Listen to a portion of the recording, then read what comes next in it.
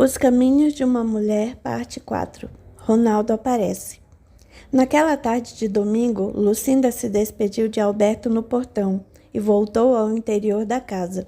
Estava pensativa quanto ao seu futuro com Alberto, porém dizia a si mesma que era com ele que queria se casar, porque ele era o único amor de sua vida. Preparou um café e, sentada à mesa da cozinha, resolveu abrir um pacote de biscoitos. Comendo calmamente, ouviu alguém bater à porta da sala.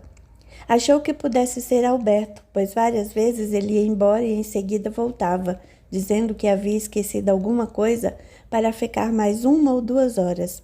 A moça foi abrir e, para o seu espanto, não era Alberto, e sim Ronaldo, que havia descoberto seu paradeiro e viera forçá-la a ir embora com ele para outro lugar. Lucinda, tomada de horror, tentou gritar, mas Ronaldo rapidamente pulou em cima dela e tapou-lhe a boca. A moça tentou de todas as formas se desvencilhar das pesadas mãos de Ronaldo, mas seu esforço foi em vão. Ronaldo ironicamente disse que estava sentindo o cheiro de café e queria que ela lhe servisse. Lucinda resolveu lhe obedecer, enquanto pensava em uma forma de se livrar dele, que havia acabado com a sua dignidade. O homem sorveu calmamente o café e, tirando o maço de cigarros do bolso, viu que era seu último. Acendeu calmamente e, com um sorriso sarcástico nos lábios, disse: "Quem a viu, quem a vê. Vagabunda, você pode usar máscara, mas sua real natureza está lá. Você nasceu para a vida fácil.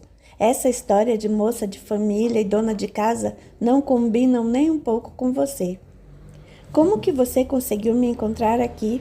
Bem, depois que você saiu do bordel, confesso que fiquei sem chão, porque muitas das vadias que trabalhavam para mim fizeram o mesmo. Ficou somente Inesita, aquela velha, e sabe como é, nenhum homem gosta de carne de terceira. As coisas começaram a ficar ruins. Pela falta de clientes, o aluguel da casa começou a atrasar e passei a comprar as bebidas fiado. No começo, as coisas iam caminhando bem, mas depois de um certo tempo, Inesita disse que seria melhor renovar, levando travestis para o bordel. Achei estranho, mas você sabe que muitos homens têm esse tipo de desejo. Encontrei vários travestis, 5 deles tinham vindo da Bahia. Prometi-lhes vida fácil, casa, comida e um bom salário. A princípio, comecei a lucrar muito e a clientela voltou. Foi então que um travesti de apelido Paloma começou a achar que eu estava roubando e passou a envenenar os outros, que até então nem sequer pensavam nisso. Paloma começou a me roubar dizendo que não havia recebido, mas como fazia programas quase a noite toda, desconfiei que estava passando a perna em mim.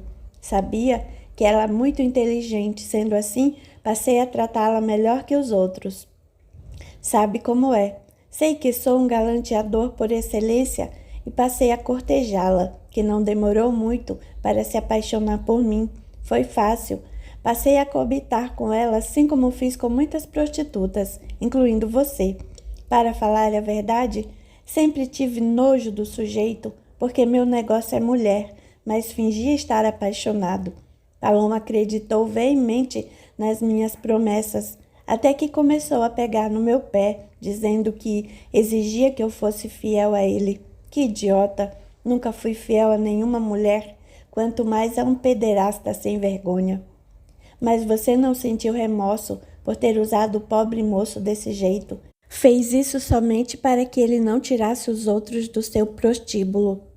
Sabe quando eu amaria aquele sujeito sem vergonha? Nunca, nunca mesmo. Em toda a minha vida só amei uma pessoa, e essa pessoa foi você, Lucinda. Ela sentiu repulsa pelo homem que estava à sua frente. Suas roupas eram sujas e sua barba estava por fazer. Ela perguntava a si mesma como um dia se encantara por aquele homem tão baixo. Sem nada dizer, ela ouvia horrorizado o relato daquele monstro, sem escrúpulos, que não tinha o menor pudor de usar as pessoas. Ronaldo continuou. Muito bem. Esse maldito, quando descobriu que eu estava de caso com uma prostituta, ficou possesso de raiva e começou a dizer para todo mundo que iria embora, mas levaria as colegas de profissão com ele. Para evitar isso, Resolvi fechar sua boca. Certo dia, entrando no quarto, vagarosamente eu o vi dormindo. Confesso que senti um misto de nojo e ódio. Peguei um pedaço de pau que estava atrás da porta e desferi muitos golpes nele. Descontei todas as vezes que tive que dormir com ele, fingindo que estava gostando, que fui obrigado a beijá-lo e sentir aquelas mãos imundas em mim. Confesso que senti um prazer imenso quando fiz aquilo. Vê-lo, o sangue jorrar por toda parte, encheu-me de satisfação. Paloma morreu sem se defender. Logo nos primeiros golpes, ela começou a se debater, mas finalmente dei cabo daquela desgraçada. Saí do bordel sem que ninguém me visse. Voltei para a rua, esperei dar umas 2 horas da tarde para voltar para casa. Ao voltar, qual não foi minha surpresa quando as suas companheiras, que choravam copiosamente, relataram tudo sobre o meu envolvimento com aquele pederasta e a um dos policiais que a estavam interrogando.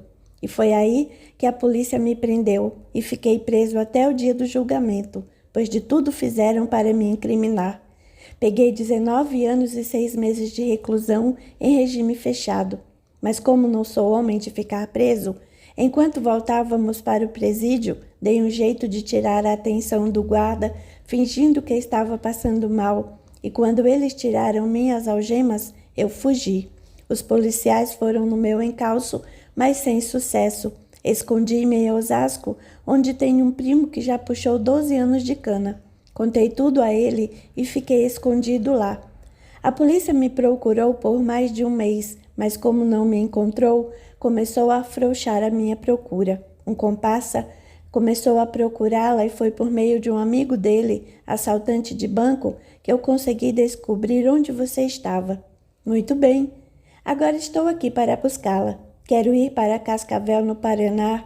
Vou tirar novos documentos e começaremos uma vida nova, somente eu e você. Estou pensando seriamente em montar outro prostíbulo lá e você será minha gerente. E quem lhe disse que eu quero acompanhá-lo? Saiba que eu jamais sairei daqui, onde trabalho honestamente e me sinto digna. Quando me envolvi com você, não conhecia nada do mundo, mas você fez questão de me mostrar o lado escuro da vida. Saiba que jamais irei com você a lugar algum. Ronaldo começou a gargalhar das palavras de Lucinda e com ironia na voz comentou: uma vez prostituta, sempre prostituta. Quem você pensa que é para falar comigo desse jeito? Saiba, sua ordinária, você é tão pobre quanto eu. Portanto, não estou perguntando se você quer ir, eu estou afirmando, você vai. Prostituta não tem vontade própria. Eu não vou, mesmo que para isso você me mate. Descobri o lado decente da vida e não vou jogar fora com alguém como você. Nesse instante, Ronaldo deu uma bofetada no rosto de Lucinda, que caiu perto do fogão. Ele não pôde ver, mas ao seu lado havia vários vultos escuros e com tamanha brutalidade ele começou a socar Lucinda ainda no chão. Sem forças para reagir, ela sentiu quando ele a pegou pelos cabelos, levou à sala e começou a fazer todo tipo de abuso. Ela já não tinha forças para chorar e acabou cedendo aos instintos dele, que vendo que ela estava sangrando muito, tanto pelo nariz, mandou que trocasse de roupa e colocasse a roupa suja em uma sacola, pois eles iriam embora dali e jogariam tudo fora. Estava quase desfalecida, mas conseguiu colocar roupas limpas. Ronaldo pegou as roupas, limpou o chão e ambos partiram. Sem saber para onde iriam, ela viu quando ele pegou a chave da porta, que estava do lado de dentro, trancou por fora e saiu puxando-a. Era tarde da noite e já não havia ninguém na rua naquelas imediações. Ronaldo resolveu pegar um atalho no meio do mato que dava para a saída da cidade, mas quando eles entraram, Lucinda perdeu as forças e desmaiou. Ele ficou desesperado e por um instante chegou a se arrepender do que havia feito, mas o ódio que ele nutria por ela era tanto que aquele foi o início de uma vingança. Está vendo, sua prostituta? Por sua causa perdi tudo, até mesmo a minha liberdade. Foi por sua culpa que eu me envolvi com um travesti sem vergonha. Sujei minhas mãos com o sangue podre daquele nojento. Você foi o grande mal da minha vida e agora vai pagar. Os vultos que rodeavam Ronaldo sorriam satisfeitos e, com gargalhadas de vitória, gritavam e pulavam à sua volta. Ronaldo não via a festa que as entidades estavam fazendo, mas por um instante sentiu um grande prazer em fazer aquilo a Lucinda, que ainda permanecia desacordada. Uma das entidades que acompanhavam ele disse: "Não temos mais nada a fazer aqui. Nosso escravo já fez tudo o que queríamos.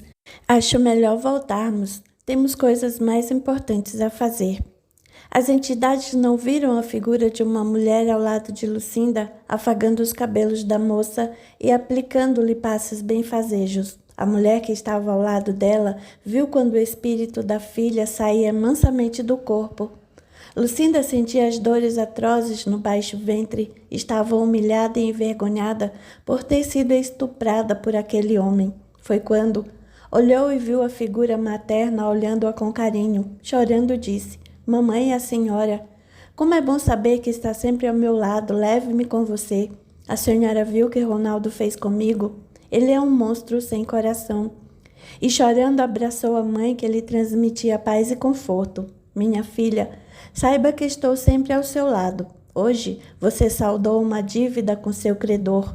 Ronaldo não está de todo perdido. Logo vai encontrar o caminho que leva a Jesus e vai encontrar a felicidade. Por ora, a única coisa que tenho a dizer é que perdoe. Perdoe, minha filha, para que Deus possa perdoar também as suas faltas."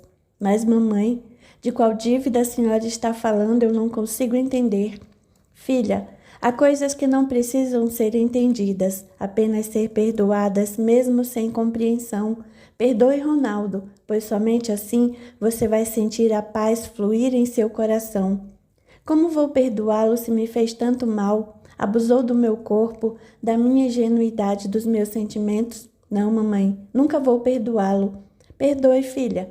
Essas serão as palavras que você recordará ao acordar. Perdoe sempre. O grande homem não é aquele que simplesmente retribui uma ofensa, mas aquele que tem o dom divino de perdoar a seu irmão." Marisa ficou olhando para Lucinda, que foi puxada pelo cordão fluídico de volta ao corpo. Ela acordou com muitas dores, principalmente nas partes íntimas. Olhou para o lado e viu Ronaldo dormindo placidamente, como se tivesse a consciência mais tranquila do mundo. Ela se recordou de tudo o que havia ocorrido e sentiu como se uma voz brotasse de seu coração. "Perdoe, minha filha. Perdoe este homem que já está sofrendo demais pelo seu pouco adiantamento espiritual." Neste momento, Lucinda olhou para Ronaldo e sentiu uma grande pena daquele que havia se mostrado seu algoz e disse em voz alta: "Ronaldo, não me importa o que tenha feito contra mim. Saiba que eu o perdoo por todo o mal que me causou. Que Deus tenha misericórdia de você." Ronaldo não ouviu as palavras e aconchegou-se ainda mais tranquilamente no mato onde estava deitado. Sabendo que Lucinda estava completamente machucada, achou que seria impossível que fugisse dele. Lucinda, sentindo uma paz indizível, pensou em como Alberto estaria preocupado com ela. Naquele momento percebeu que seu amor por ele era algo muito maior do que ela podia supor.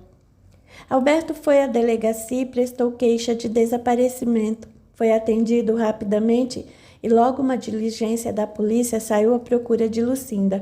Foi feita uma busca na casa. Logo perceberam alguns pontos de sangue no chão. Testemunhas disseram que haviam visto um homem nas cercanias da casa da moça. Uma senhora de que tudo sabia disse ao policial: "Eu vi um homem estranho olhando para a casa. Nunca o tinha visto por aqui. Era alto, moreno, tinha as roupas sujas e uma fisionomia de alguém muito mau." "E a senhora pode me dizer se ele tinha alguma marca que pudesse identificá-lo?" "Ah, tinha. Uma tatuagem horrível de um dragão no braço direito." "Ah, não. Era no braço esquerdo, eu acho." "Sabe o que é, seu guarda? Eu confundo o direito com o esquerdo, mas deixe-me ver." "Ah, era no braço esquerdo mesmo, vinha do antebraço até o punho." "Se a senhora fosse chamada à delegacia para identificar o tal homem, a senhora reconheceria?" "Bem, meu marido não gosta que eu me meta em confusão, o senhor me entende, não é?" disse Benedita, assustada ao saber que poderia ser citada na delegacia para mais esclarecimentos. A senhora não vai se arrepender, disse Alberto, desesperado. Se ajudar a polícia a descobrir o paradeiro desse homem, vou gratificá-la regiamente. A mulher, vendo o desespero de Alberto, perguntou: o senhor não é o namorado da costureira? Bem, na verdade, sou seu noivo. Pretendo me casar com ela. Entenda o desespero de um homem apaixonado. Então eu vou. Nem precisa me pagar. Se eu vir esse homem, saberei identificar sim. Vou ajudá-lo, seu moço, como eu puder. Alberto abraçou a mulher e disse para ela ficar de olho. Qualquer coisa, poderia ligar para ele. Deu seu número de telefone e depois de agradecer, saiu. Alberto, na viatura da polícia, perguntou: o senhor acha que aquele homem que Dona Benedita disse pode estar com Lucinda? Mas se está, por que escolheu justamente ela, que é pobre? Será que é a mim que ele quer? Saiba que se for, ele vai ter. Não faça bobagens, disse o investigador Magno. Deixe o caso para a polícia. Sei o quanto está aflito, mas não se intrometa em nosso trabalho. Bem, quero que saiba que o trabalho de vocês se concentra em minha noiva. Há sangue na casa. Será que a esta altura ela ainda está viva? Por favor, investigador, permita que eu acompanhe seu grupo em todas as diligências desse caso. O investigador, percebendo que Alberto poderia ser útil, resolveu consentir que ele acompanhasse na procura de Lucinda. Foi nesse instante que o investigador Magno decidiu saber se havia algum fugitivo com aquelas características. Se houvesse, logo saberiam de quem se tratava. As informações sobre as características descritas por Dona Benedita logo ficaram sabendo que havia sim um rapaz da capital que havia fugido da polícia no dia do julgamento e que tinha realmente uma tatuagem em forma de dragão no braço direito. Media mais ou menos 1,87, pesava 76 quilos e tinha uma falha no cabelo, como quem tinha uma cicatriz.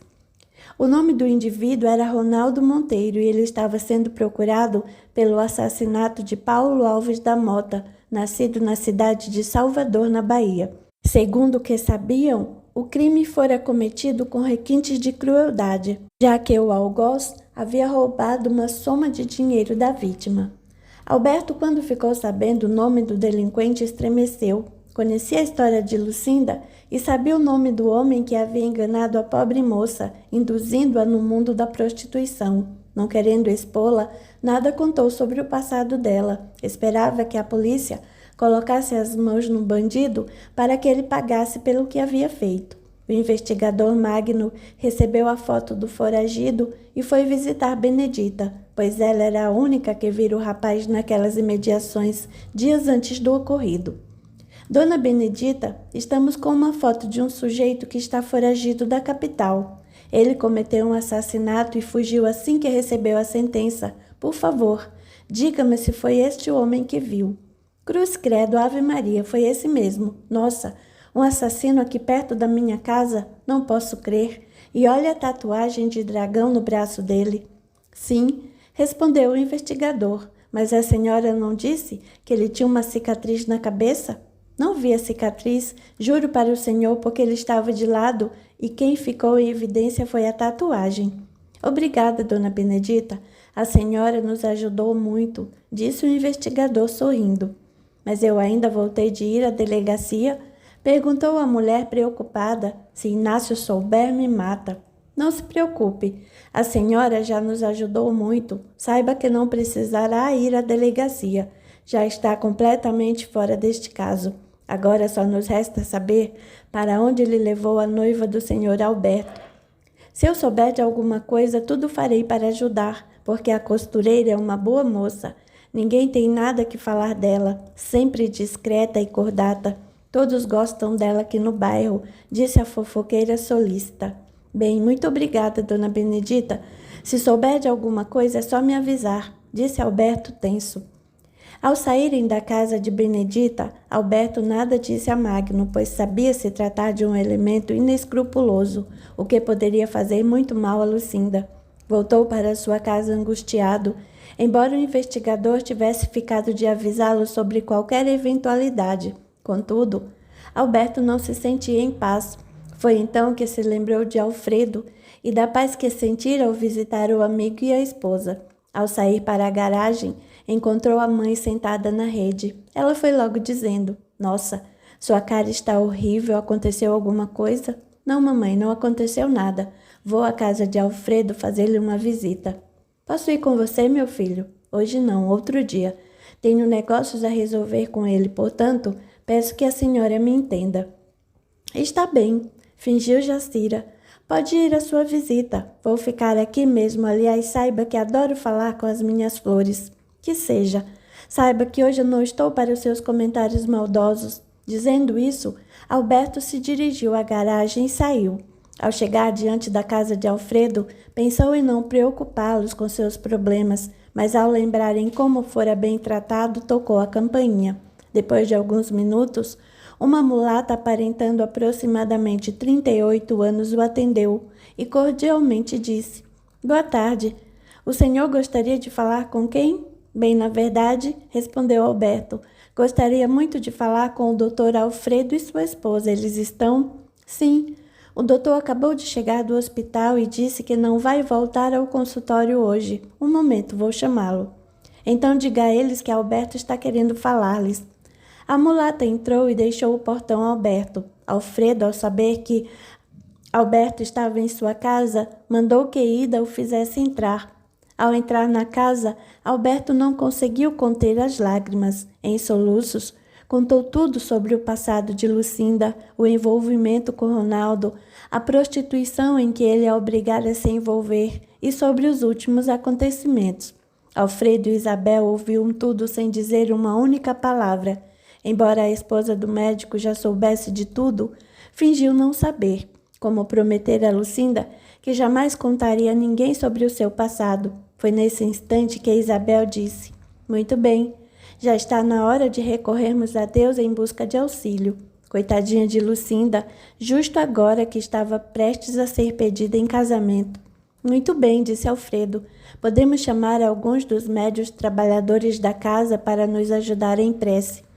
Isabel levantou prontamente e foi ao telefone para convidar alguns dos médios. Alberto ficou pensativo e perguntou: "Alfredo, como Deus permite que pessoas más como esse Ronaldo continuem prejudicando pessoas inocentes como Lucinda e esse rapaz transviado?" "Vamos tomar uma xícara de chá? Nervoso como está, não vai entender muitas coisas que tenho a lhe explicar." E assim, os dois foram até a cozinha e sentaram-se à mesa, enquanto Isabel fazia os contatos com os trabalhadores da casa espírita. Depois de alguns minutos, ela entrou exultante, pois havia contactado todos os médios e todos eles prometeram que iria ajudá-las naquele momento difícil. Alberto não sabia ao certo o que aconteceria, mas sabia que Deus não iria deixar Lucinda entregue à própria sorte no momento daquele. Depois de sorver um gole de chá que já estava pronto, Alfredo pediu para a esposa sentar-se com eles e com calma começou a falar. "Bem, Alberto, realmente você tem razão. Segundo o que aprendemos, não cai uma folha de uma árvore sem a permissão de Deus, de modo que tudo o que acontece tem o consentimento dele, mas é importante ressaltar que ele não provoca situações difíceis para ninguém. Se sofremos, é por nossos próprios atos, portanto, meu filho, a culpa não é de Deus, mas de nós mesmos, pois Deus nos deu o livre-arbítrio e assim nos tornamos autores do nosso próprio destino." "Mas ela não provocou situação nenhuma," disse Alberto sem nada entender. "Esse malfeitor veio e sequestrou Lucinda e o senhor vem me dizer que ela pode ter provocado essa situação?" "Bem, Alberto, digo isso pelo fato de que já vivemos muitas vidas na Terra e há sempre um reencontro. Talvez Lucinda possa ter convivido com seu algoz de hoje e lhe feito muito mal no passado e hoje ele tem apenas um rancor contra ela. Mas o senhor acha que isso é possível? Parece-me inverossímil, difícil de acreditar. Bem, quando você aprender mais sobre a espiritualidade, saberá quais são os mecanismos da vida. Bem, seja como for, eu quero que Lucinda volte para casa sã e salva. Percebo que no momento você não está em condições de ouvir nada, porque o seu desespero não permite, mas tenha confiança de que Lucinda voltará para casa viva. Alberto não entendeu o que o médico estava tentando lhe explicar, mas resolveu, naquele momento, fazer algo que nunca se lembrava de ter feito, uma prece pedindo ajuda a Deus. Isabel preparou a sala de jantar para receber os médios que viriam à reunião especial. Logo, todos eles chegaram. Primeiro Edna e Jandira, depois Maximiliano e Glória, e finalmente Luísa, que ficou um pouco envergonhada por ter sido a última a chegar. Todos se sentaram à mesa e permaneceram calados, cada qual fazia sua prece. Alfredo, que estava sentado à cabeceira da mesa, iniciou a reunião. Meus irmãos, é com prazer que os recebo em minha casa para uma reunião especial em favor de Lucinda, noiva de nosso amigo Alberto aqui presente. Sabemos que este não é o local mais indicado para se fazer uma reunião, mas Deus sabe a nossa intenção. Começaremos com uma prece pedindo a orientação divina para este caso e contamos com a ajuda de nossos irmãos da espiritualidade. Depois da prece, Alfredo começou a falar sobre os sofrimentos e como eles nos ajudam a nos aproximar de Deus. Ressaltou também o poder da fé. Possuindo a fé do tamanho de um grão de mostarda, por mais grave que se mostre o problema, conseguimos vencer, pois nada nos será impossível. Depois de breve dissertação sobre a fé, finalmente Alfredo começou a fazer a outra prece, pedindo a Deus ajuda para aquela moça que estava em poder de um homem cruel e violento. Depois da prece, Edna, que tinha o dom da vidência, disse: "Vejo que ela está em um lugar que há muito mato em volta. Está viva, mas está sendo maltratada barbaramente nas mãos daquele homem." Alberto, ao ouvir aquelas palavras, sentiu seu coração oprimir-se e, com lágrimas nos olhos, esperou que a mulher dissesse mais alguma coisa. Alfredo pediu para que todos os acompanhassem em prece e que enviassem muita luz para a moça. Depois de algum tempo, ele finalmente disse a todos que a reunião estava encerrada e pediu que fizessem uma prece pessoal em favor de Lucinda. A reunião terminou e todos continuaram em silêncio, fazendo cada qual uma prece, pois sabiam que somente Deus poderia ajudá-la. Alberto ficou calado, mas não conseguia esquecer as palavras de Edna, que afirmou que Lucinda estava no meio do mato com Ronaldo. Quando todos os médios se retiraram, Alberto perguntou a Alfredo: "Meu amigo, como alguém pode ver algo se permanece com os olhos fechados?" Alfredo remexeu-se na cadeira onde estava sentado e calmamente respondeu: "Há diferenças entre ver com os olhos abertos e ver com os olhos fechados. Quando se vê com os olhos abertos, sabemos que são faculdades materiais que estão em uso, mas quando um médium está com os olhos fechados, ele pode perfeitamente ver, porque está vendo com os olhos do espírito. É por esse motivo que os médiuns que têm capacidade de ver, muitas vezes o fazem com os olhos fechados, mas permanecendo com os olhos do espírito aberto." Alberto, à medida em que ouvia aquelas explicações, perguntou: "Mas por que somente alguns podem ver os espíritos?" Para que um médium possa ver espíritos, depende muito da sua organização física. O fluido do vidente tem de combinar com o do espírito, portanto, não é necessário que o espírito queira que o médium veja, mas ele terá de encontrar no médium verdadeira aptidão para que este possa enxergá-lo. Então quer dizer que para que o médium possa ver os espíritos, tudo depende da sensibilidade dos fluidos dele e do espírito? É basicamente isso, meu filho. É por essa razão que você nunca viu. Isabel é uma excelente vidente, mas quando está com a saúde debilitada ou se sente estressada, não consegue ver nada, porque o seu fluido não está combinando com o fluido do espírito. Ela pode ficar várias horas sentada em volta de uma mesa e não enxergar absolutamente nada. Interessante, disse Alberto, observando a lógica da explicação. Alberto lembrou-se de olhar no relógio, pois para ele estar conversando com Alfredo sobre assuntos espirituais tinha o dom de acalmá-lo. Depois de alguns minutos, ele finalmente disse: "Meu amigo, já se faz tarde e ainda tenho de passar na delegacia para saber o andamento das coisas." Na delegacia, ao chegar à recepção, Perguntou pelo investigador Magno e ouviu. Ele está conversando com o delegado Figueira e logo poderá atendê-lo. Alberto se sentou em um banco com a cabeça entre as mãos. Não pôde precisar o tempo que ficara naquela posição, quando ouviu uma voz ao seu lado dizer: Alberto, que prazer tê-lo conosco. Por que não mandou me chamar? Não quis incomodar, Magno, visto que me informaram que você estava em uma reunião com o delegado.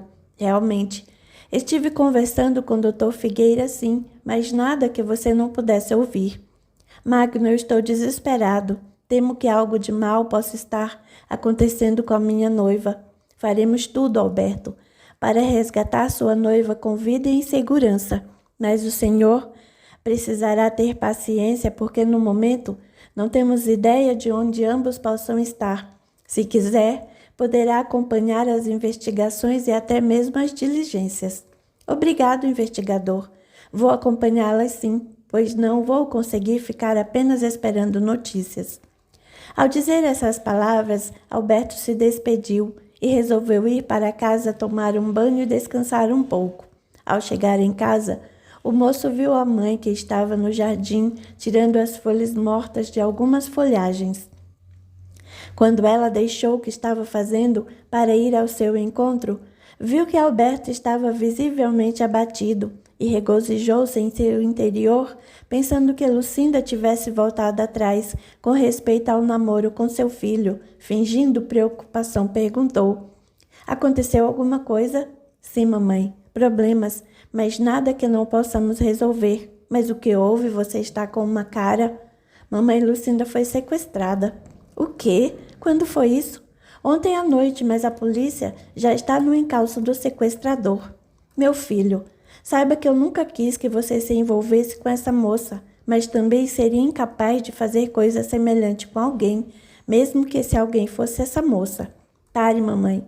Eu sei que a senhora não tem nada a ver com isso. Sempre soube que jamais faria alguma coisa para prejudicar alguém. Eu não estou acusando de nada. Como Alberto estava visivelmente preocupado, pediu licença à mãe e foi para o quarto. Avisou Rita que se o investigador Magno ligasse, era para ela chamá-lo a qualquer hora. Jacira começou a pensar: quem será que fez o serviço? Seja como for, acho que esse alguém merece um prêmio, afinal, ele me poupou de um trabalho e tanto. Tomara que ela não apareça mais.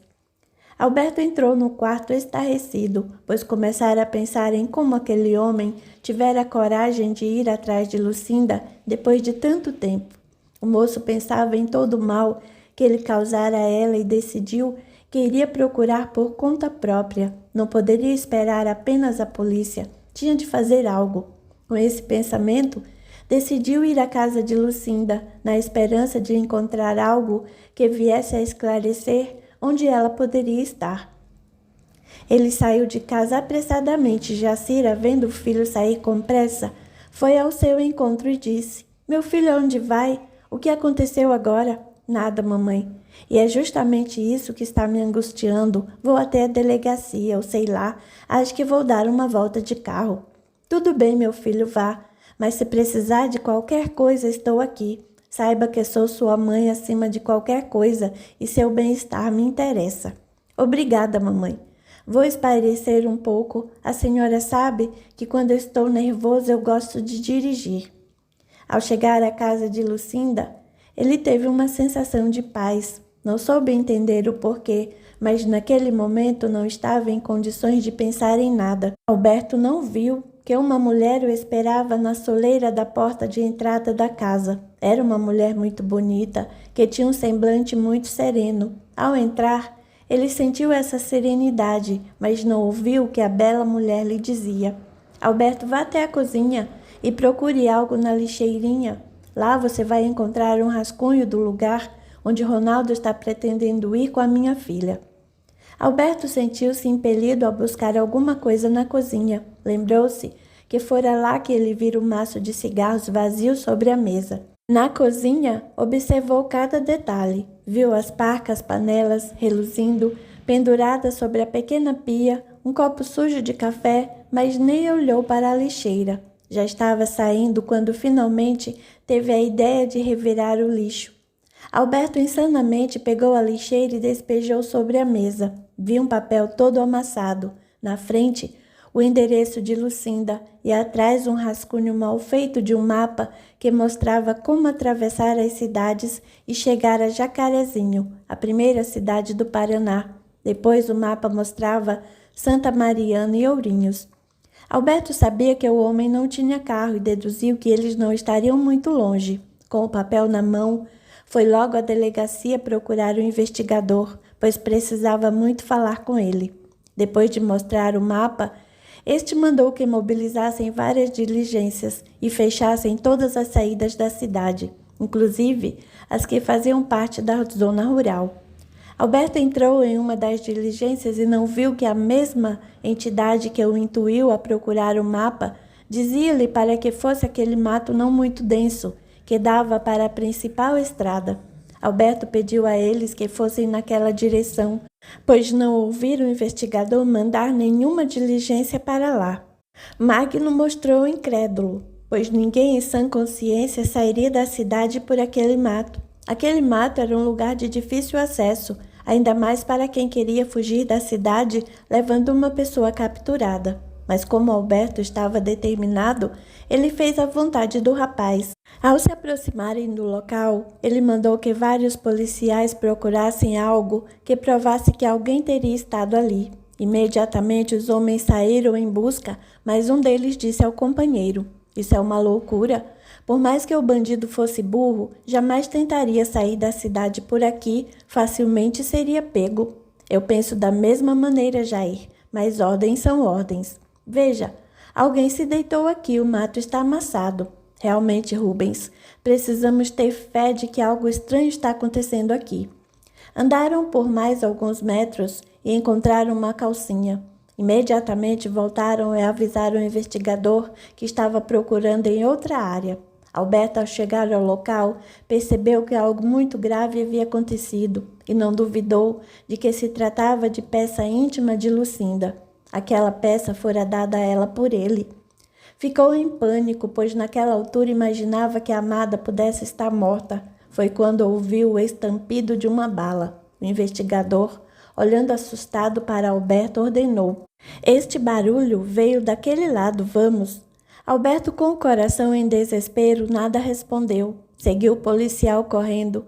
Encontraram Ronaldo caído em uma poça de sangue que banhava o mato. O policial correu e, mais adiante, viu Lucinda praticamente nua. Seu vestido estava sujo e rasgado e ela tinha arranhaduras por todo o corpo.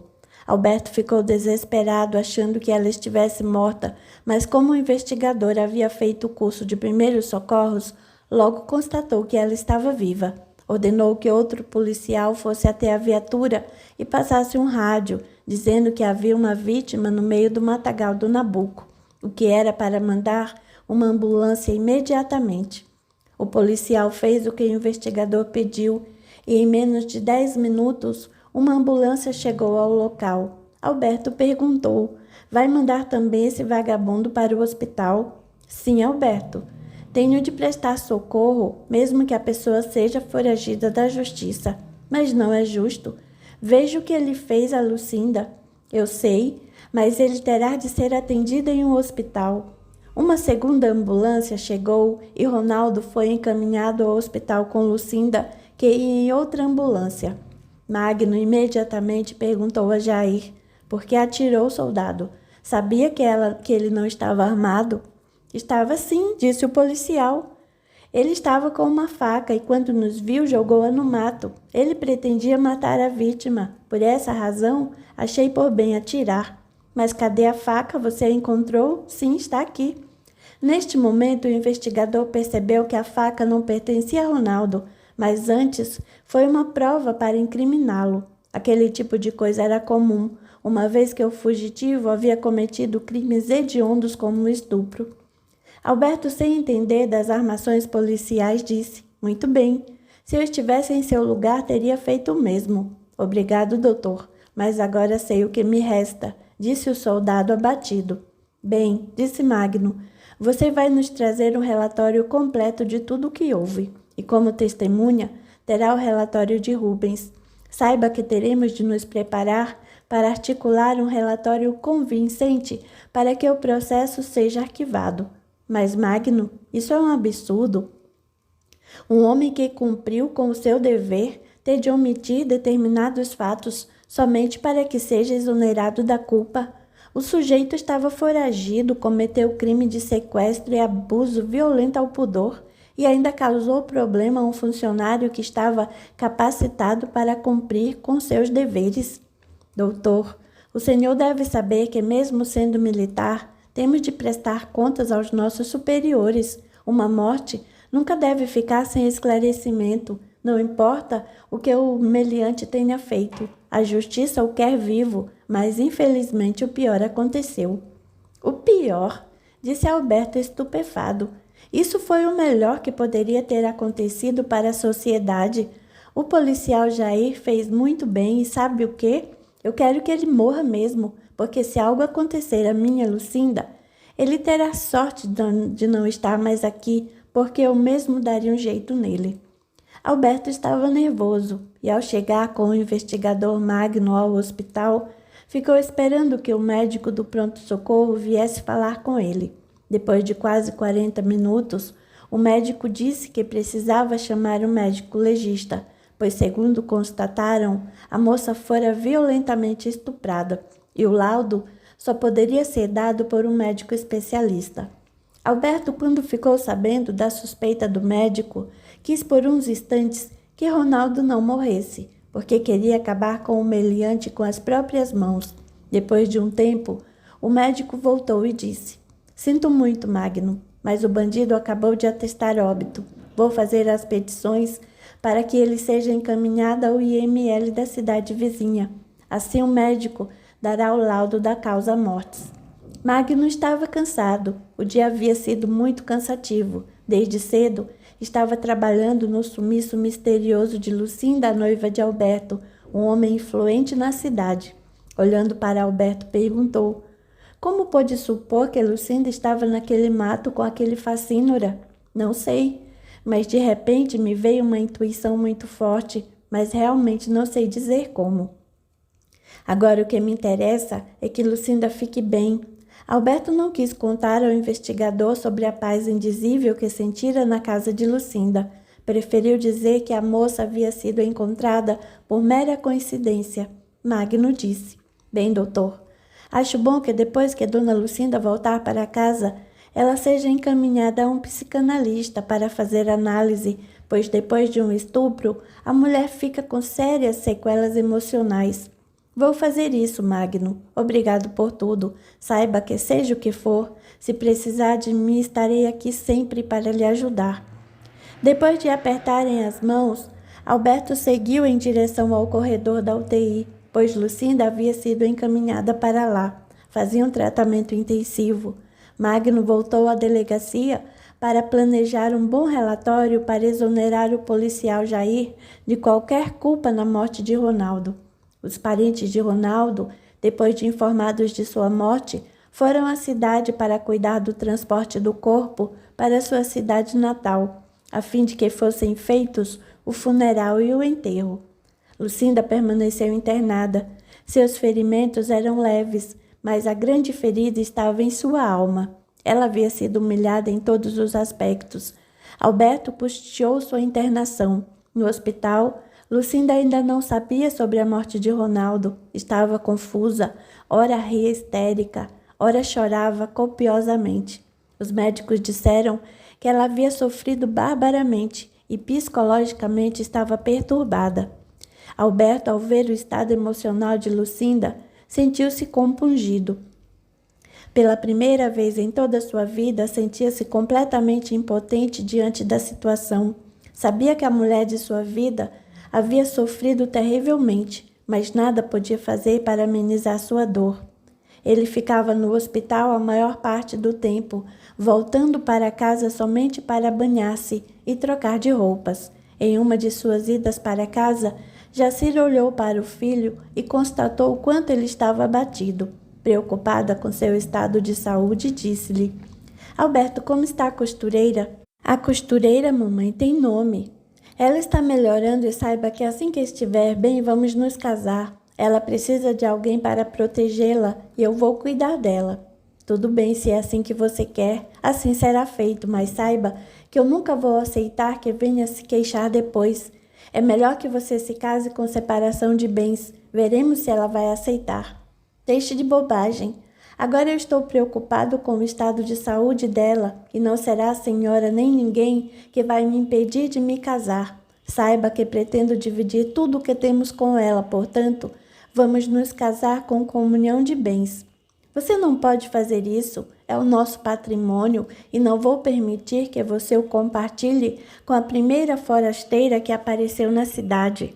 Eu não quero discutir sobre isso, mamãe. Vou tomar um banho e voltar para o hospital. Não vai comer nada. Olha como emagreceu. Não se preocupe comigo, eu estou bem. Agora estou com pressa. Jacira ficou a pensar. Por que aquela pistoleira sem vergonha não morreu? Seria um alívio para mim. Alberto sofreria por uns tempos, mas depois superaria e mais tarde se casaria com alguém do mesmo nível. Enquanto pensava nisso, não percebeu que dois vultos a envolviam, fazendo-a sentir um ódio muito grande de Lucinda. Nova oportunidade. A cada dia que passava, Lucinda se sentia melhor, mas não conseguia esquecer a cena de ser aviltada por Ronaldo várias vezes, de modo que sempre estava em prantos. Alberto, com toda a paciência que somente quem ama tem, dizia a ela que para não pensar no passado, pois tudo havia ficado para trás e logo ela estaria bem e que ele ficaria ao lado dela. Lucinda soluçava nos ombros dele. À medida que os dias foram passando, ela começou a se sentir melhor, mas a tristeza não lhe dava tréguas. A enfermeira entrava em seu quarto, exortava a tomar banho, mas Lucinda parecia não ouvir. Quando diziam a ela que comesse, ela fazia tudo de maneira mecânica, e Alberto estava sempre ao seu lado com palavras carinhosas. A moça iria receber alta do hospital, porém não queria voltar para a casa onde havia estado Ronaldo. Isabel e Alfredo sempre lhe faziam visitas, e quando Alberto contou-lhe sobre o fato de a moça não querer voltar para casa, Isabel prontamente disse: "Concordo com ela. Imagine ver a casa onde aquele monstro esteve. Para a pobrezinha será um suplício. Quero que ela vá passar uns tempos conosco." Alberto esperou a decisão de Alfredo, afinal ele era o chefe da família. Para sua surpresa, o médico finalmente se manifestou. "Muito bem pensado, Isabel. Realmente, acho melhor que Lucinda vá passar uns tempos conosco. Se quiser, poderá visitá-la a qualquer hora." "Obrigado, meus amigos", disse Alberto sorridente. "Não saberei como lhes agradecer pelo belo gesto de amizade." "Meu filho", disse Alfredo, "estamos fazendo isso porque gostamos muito de Lucinda. Saiba que mesmo que você não fosse noivo dela e nós a conhecêssemos, faríamos tudo do mesmo modo." "Obrigado, meus amigos. Sem o apoio de vocês, não sei o que faria num momento como este. Saibam que jamais vou esquecer o quanto estão sendo bons conosco", disse Alberto. Alfredo, olhando para o rapaz, percebeu que ele estava muito abatido. "Como médico, sugiro que você vá até o meu consultório amanhã, pois vejo que você está com olheiras profundas e um tanto pálido." "Não se preocupe comigo, Alfredo, eu estou bem. Vocês já fizeram muito por nós." "Meu filho, o que está acontecendo com você?" "Vejo em seus olhos uma certa dor. Saiba que estou aqui não na posição de médico, mas de pai, afinal conheço-o desde pequeno." "Vejo que você me conhece bem mesmo, Alfredo." "Claro que sim. Quando nos preocupamos com o próximo, ficamos atentos até mesmo ao seu olhar. Percebo que no seu está havendo uma certa dor." "Alfredo, meu amigo, eu não vou mentir para você. Realmente estou sentindo muita dor por tudo o que aconteceu a Lucinda." "Alberto, o que essa moça passou nas mãos daquele homem não deve ter sido nada fácil. Mas o que está incomodando não é só isso, meu filho. O que realmente o aflige?" "Bem, já que quer saber, vou ser sincero. O que está me perturbando é o fato de Lucinda ter sofrido muito nas mãos daquele maníaco. Mas acho que vou cuidar dela. Vou providenciar tudo o que for necessário. E quando ela estiver melhor, eu vou terminar o noivado." "Mas por que pretende fazer isso?" Caso descobriu que não a amo o suficiente para se casar e constituir família com ela? Não, meu amigo, eu a amo muito. Mas então o que está acontecendo para que você cogite essa ideia? Bem, Alfredo, fico pensando em tudo que aquele canalha fez com Lucinda e sinto uma dor tão grande no peito que não posso nem mesmo descrever como é. Muitas vezes, quando estou com ela no hospital, penso em tudo o que aconteceu e me pergunto se terei forças para aguentar a ofensa que aquele sujeito cometeu contra mim e principalmente contra ela. O médico remexeu-se na poltrona e calmamente perguntou: se você pensa isso mesmo, por que não termina agora o noivado? Resolvi esperar que ela melhore, depois farei isso. Alberto, você sabe que sempre fui franco. Não gosto de rodeios, muito menos de mentira. Acho que você tem de fazer isso mesmo, porque na verdade você não a ama. O amor é bem diferente do que você diz sentir. Que é isso, Alfredo? Eu a amo sim, se não amasse, não estaria sofrendo tanto. Desculpe minha sinceridade, mas você não a ama, pois se realmente a amasse, pensaria no quanto ela vai sofrer sem você. Ademais, quem ama sempre perdoa. Mas como que você pode dizer que eu tenho algo a perdoar, sendo que ela foi inocente nessa história? Mas então, se ela foi inocente como você afirma, por que pensa em terminar? Porque sofro quando penso que alguém a possuiu depois de mim. Talvez, embora eu sempre tenha me mostrado moderno, sou tão conservador quanto foi meu pai. Bem, pelo que vejo, você não está preocupado com ela, está preocupado com você e com a sua dor, ao pensar que alguém a teve. Mas saiba que se você a ama, não deveria levar essas coisas em consideração. Alfredo, você está colocando em xeque os meus sentimentos. Ninguém mais do que eu está sofrendo com essa situação. Eu acredito, mas não tanto quanto a pobre Lucinda, que ficou tantas horas nas mãos daquele insano. Foi humilhada de todas as maneiras, e não pense que ela não está envergonhada com tudo isso. Afinal, ela sabe que a cidade é pequena e que todos já estão sabendo do fato. Quando eu digo perdoe, quero dizer, seja indulgente. Jesus foi mais abrangente que isso quando disse que perdoar é esquecer. Você não está sendo indulgente, meu amigo. O ciúme não está deixando de ver que se houver uma vítima nessa história foi a própria moça. Alfredo, como poderei ficar com ela se a toda hora vem à minha mente o que aquele maníaco fez? Se for para fazê-la sofrer, é melhor que eu a deixe. Quem sabe no futuro ela encontre alguém que possa entender tudo isso. Sinceramente, não estou conseguindo digerir essa podridão. Então vamos por partes. Você acha que ela quis que acontecesse tudo o que aconteceu? Claro que não. Pois bem, isso foi um fato que ocorreu sem o seu consentimento, independente de sua vontade. Se foi assim, por que ela deve ser responsabilizada? Eu não a estou responsabilizando. O que estou querendo que você entenda é que para mim está sendo difícil fingir que nada aconteceu. Alberto, desculpe, mas você está se comportando como um menino mimado com ciúmes de um brinquedo. Pense um pouco sobre o sofrimento dela. Não a veja como responsável por tudo o que aconteceu, mas como uma vítima das circunstâncias. Se você a ama, trate de esquecer e procure ser feliz com a mulher que seu coração escolheu. Ficamos um bom tempo sem nos ver, mas saiba que sei que você nunca amou ninguém, tornando-se o solteirão mais cobiçado da sociedade. No entanto, você não quis nenhuma delas. Com Lucinda foi diferente. Você a conheceu, apaixonou-se e chegou a cogitar a ideia de se casar com ela. Enfrentou sua mãe e agora, por conta de um incidente, está querendo desistir do grande sonho de constituir uma família. Alberto começou a pensar no dia em que conheceu Lucinda, de como ela, com toda a sua simplicidade, chamou-lhe a atenção. Lembrou-se também do início do namoro e de todos os momentos que haviam tido juntos, e disse para si mesmo: meu Deus, como posso amar tanto uma pessoa? Meu amigo, você tem razão. Eu a amo e não vou desistir de ser feliz com a mulher da minha vida, a mulher que me completa, entende? Apoia e me faz feliz. Então, meu filho, procure não pensar no que aconteceu. Em vez disso, procure apoiá-la, já que ela não tem ninguém. Seja feliz com ela, porque quando amamos dessa forma, talvez não tenhamos outra oportunidade. Alberto, entenda uma coisa: todos nós podemos nos apaixonar várias vezes durante a vida, mas amar é algo singular. É o desejo de proteger, de estar ao lado. É uma bem-querença que vai além da paixão física, aliás, muito além. Quando dois espíritos afins se encontram, eles desfrutam de uma cumplicidade sem igual. É o que vocês espíritas chamam de alma gêmea? Não, Alberto, sou mais preciso.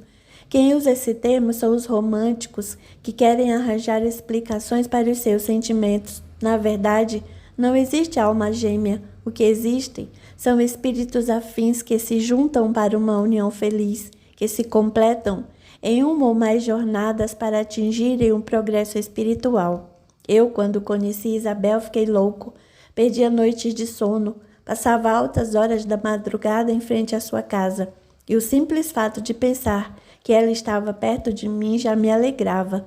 Formei-me e sabia que tinha de prestar uma prova para conseguir entrar no hospital para fazer residência. Nesse interim, embora eu soubesse que seria melhor para mim, eu queria ficar onde estava. Fiz residência em um hospital da capital, mas não perdi o contato com ela. Depois de 3 anos, voltei a pedir em namoro. Finalmente chegamos ao casamento.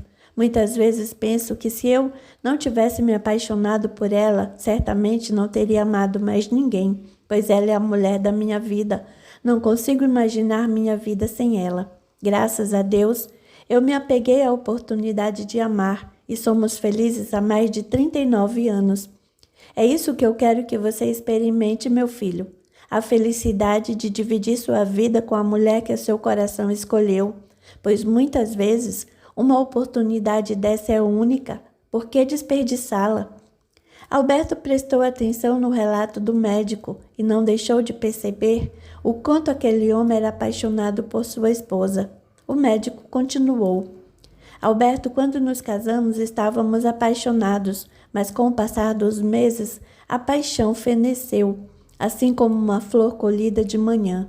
Mas no lugar da paixão vieram sentimentos ainda mais duradouros, como o companheirismo, a cumplicidade, o respeito e a amizade. Se os unirmos, daremos a tudo isso o nome de amor. Alberto, depois de observar o médico, comentou: Alfredo, obrigado. Hoje você me fez um grande bem. Tem razão sobre o quanto eu estou sendo egoísta, esquecendo-me da dor daquela que sofreu toda a humilhação. Eu a amo. Vou me casar com ela e quero ser feliz assim como você é com Dona Isabel. Isso, meu filho. Sabia que seria inteligente o suficiente para entender que o amor não há barreiras, pois ele nos faz esquecer determinadas coisas. Ame e seja feliz. Viva ao lado daquela que vai alegrá-lo todos os dias e tenha o prazer de envelhecer ao lado dela. Alfredo, por que Lucinda sofreu todos esses insultos? Por que Deus não a poupou de tamanho sofrimento? Bem, Alberto, saiba que o sofrimento nos faz crescer. Bem sabemos que quando uma criança passa da infância para a adolescência, sente determinados incômodos. Nós, homens, temos dores no peito e outras coisas desse tipo. Isso mostra que estamos deixando a infância para trás e vamos passar a nos interessar por outras coisas. Esse é um processo natural da vida. Resumindo, crescer dói. Da mesma forma, o sofrimento, embora nos doa muito, nos faz crescer e aprimorar o nosso espírito. Mas saiba que para entendermos as causas do sofrimento, devemos fazer uma retrospectiva em nossa vida. Se não a encontrarmos na vida atual, certamente a resposta estará na vida anterior. Mas como na vida anterior, se não temos lembranças?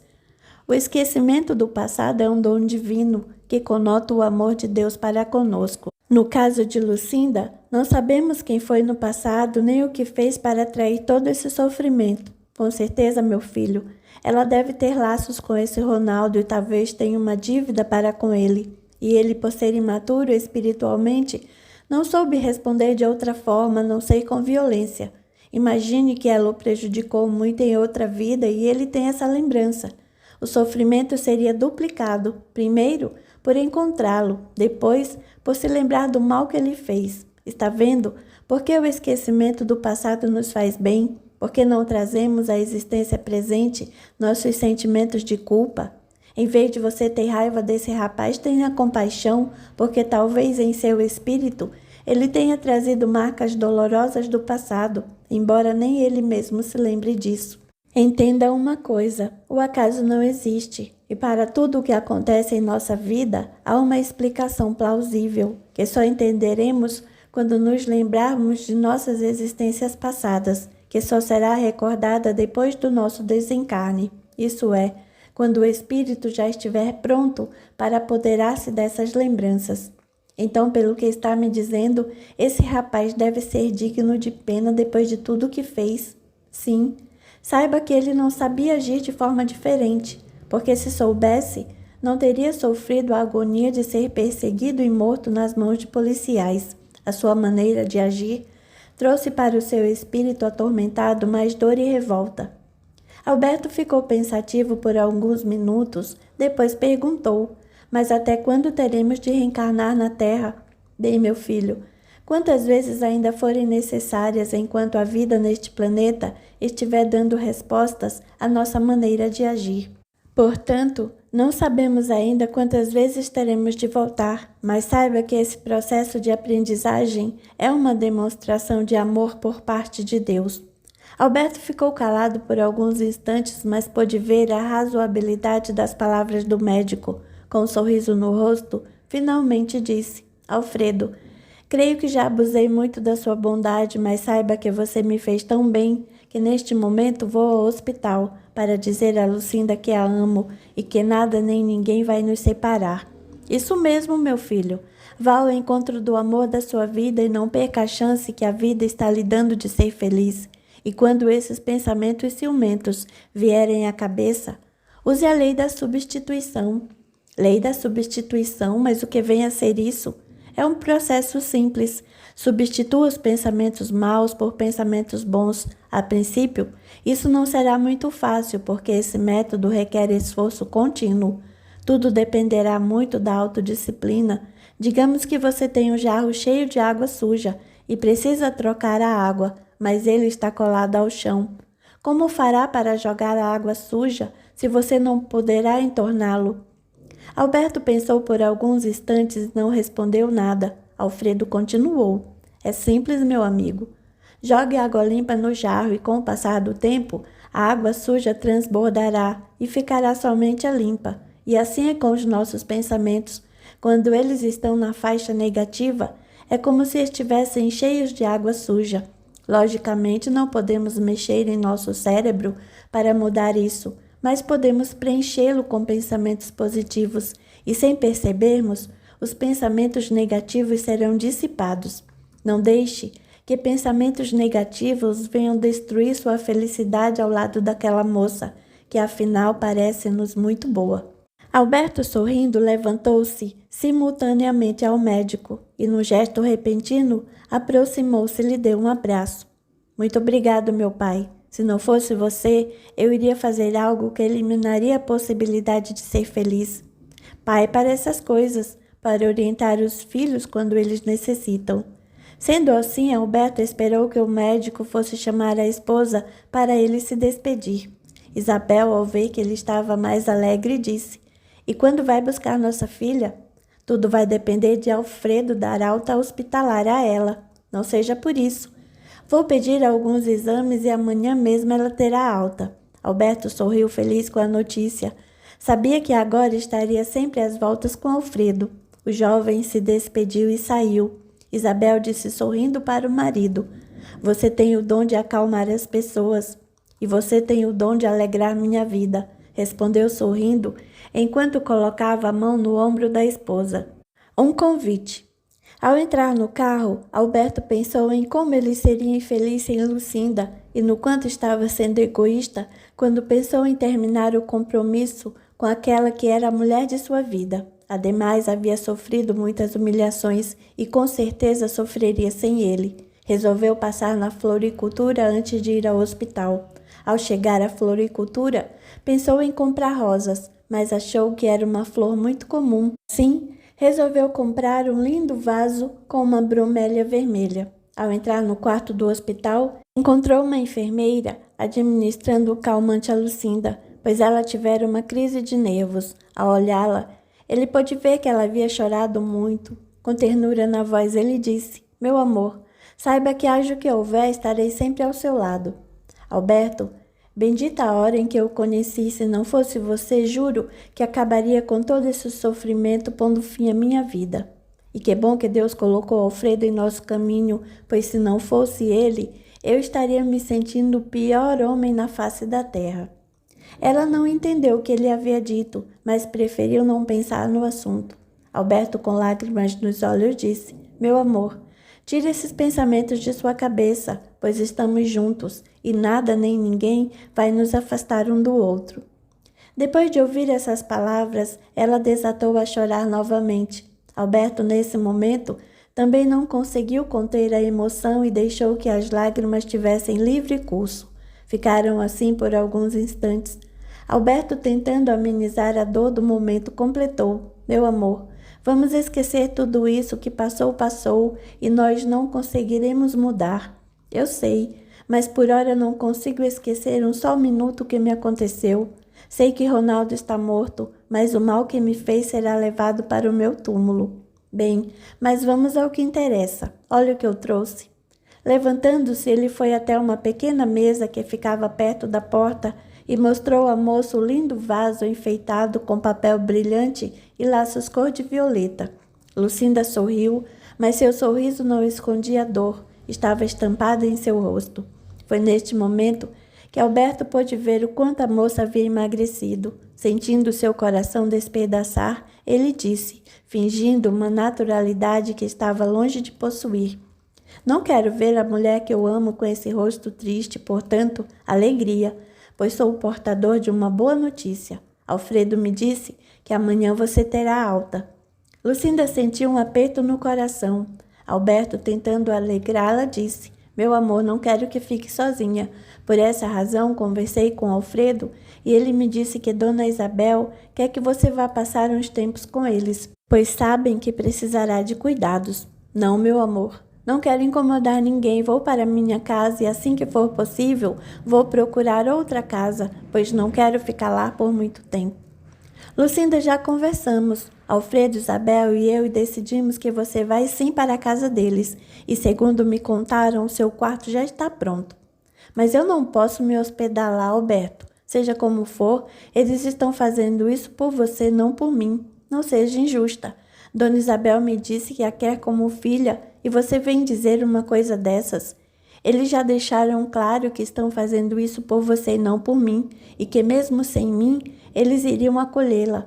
Eu já lhe disse que você vai, afinal, não é de bom tom que você recuse um convite deles, que são nossos amigos. Mas eu não quero atrapalhar a vida de ninguém. Saiba que já estou melhor e tenho condições de voltar para minha casa." "Tudo bem, se é assim, não farei nada para demovê-la dessa ideia, mas saiba que não terei coragem de falar com nossos amigos, portanto, diga você mesma."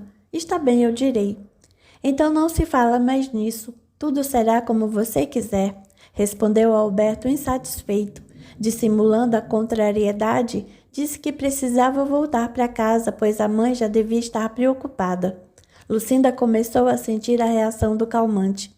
Alberto esperou que Lucinda dormisse e resolveu ir até a recepção ligar para a mãe e dizer que não iria jantar, só voltaria tarde da noite. Depois ligou para Isabel e contou-lhe tudo o que estava acontecendo, principalmente o fato de Lucinda não querer ficar hospedada na casa deles. Isabel lhe disse que iria ao hospital dentro de 1 hora. Alberto a avisou que não adiantaria, pois ela estava dormindo e talvez só acordasse mais à noite. Isabel respondeu com veemência: "Muito bem, veremos se Lucinda veio ou não para minha casa." Alberto sentiu um alívio ao ouvir aquelas palavras e finalmente disse que iria ao quarto do hospital onde estava ficando naqueles dias e procuraria descansar um pouco. Isabel disse ao rapaz que assim que a moça acordasse, era para ele ligar para ela, pois iria visitá-la no mesmo instante. Alberto, depois de se despedir de Isabel, foi para o quarto. Ao se deitar, começou a pensar em tudo o que Lucinda havia dito e sentiu grande sentimento de culpa. Disse em voz alta: Meu Deus, como fui egoísta quando pensei em abandonar Lucinda. Não tenho direito de magoá-la ainda mais. Depois de alguns minutos, ele adormeceu, só acordando 2 horas depois, quando uma enfermeira bateu à porta. Alberto, ainda sonolento, foi atender. Viu uma moça com pouco mais de 30 anos que, sorrindo, disse: Desculpe, senhor Alberto, mas Lucinda acordou e chamou pelo senhor. Como deu ordens para que quando ela acordasse o chamasse, eu vim até aqui. Fez bem, disse Alberto com a roupa amarrotada. Diga a Lucinda que vou lavar o rosto e pentear os cabelos, e em seguida irei ter com ela. Já passava das 19 horas e ele disse: Nem eu sabia que estava tão cansado, dormi por mais de 2 horas. Ao sair do banheiro, completamente recomposto, foi até a recepção e ligou para Isabel, contando-lhe que Lucinda já estava desperta. Ela disse que dentro de 40 minutos estaria lá. Após desligar o telefone, o moço foi para o quarto da noiva e ela, ao vê-lo, disse: Meu amor, que bom que está aqui. Estou me sentindo com a boca seca. Acho que foi aquele remédio que a enfermeira me deu. Dormi muito e estou com a cabeça pesada. Isso é assim mesmo. Visto você estar muito nervosa, acho que por um tempo você terá de tomar calmantes. Também penso que sim. Se não fosse esse bendito remédio, eu estaria péssima. Muito bem, fique calma. Vejo o jantar chegou e você estava dormindo.